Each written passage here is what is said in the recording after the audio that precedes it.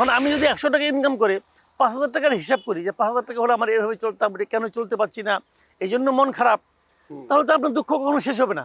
সত্য লিখে বা বলে বাচ্চা সহজ। আপনি নিশ্চয়ই জানেন প্রশ্নটা আমি কেন করেছি।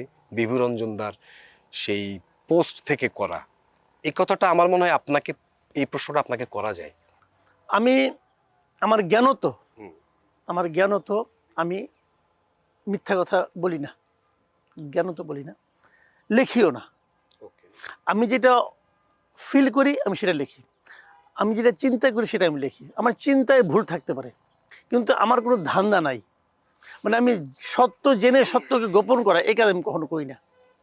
আমি তো জানি না জিনিসটা, তথ্যটা আমার জানা নাই, সেই জন্য আমার হয়তো ভুল হয়ে গেছে। এটা হতে পারে, এটা পৃথিবীর সবারই হয়। কিন্তু এটা করে আমি যেভাবে বেঁচে আছি, আমি কিন্তু আমার বাচ্চা নিয়ে আনহ্যাপি না। আমি কখনোই আনহ্যাপি ছিলাম না। আমি সবসময় আমার আয় কম, যখন আয় কম হয়েছে আমি ব্যয় কম করতাম।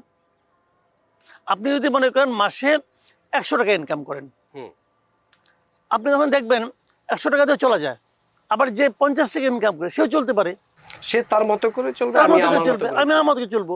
এখন আমি যদি 100 টাকা ইনকাম করে 5,000 টাকার হিসাব করি যে 5,000 টাকা হলে আমার এভাবে চলতাম, কেন চলতে পারছি না, এই জন্য মন খারাপ, তাহলে তো আপনার দুঃখ কখনো শেষ হবে না।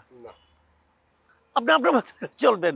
তো আমি যেটা ইনকাম করি, আমার সংসার, আমার ফ্যামিলি সবাই জানে যে আমি কত টাকা ইনকাম করি, এবং তাদের কাছে এটা আমি একদম ট্রান্সপারেন্ট।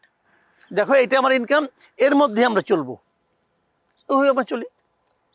আমাদের ফ্যামিলিতে, আমার পরিবার অন্ততপক্ষে কখনো অভাবটা আমরা ফিল করি না।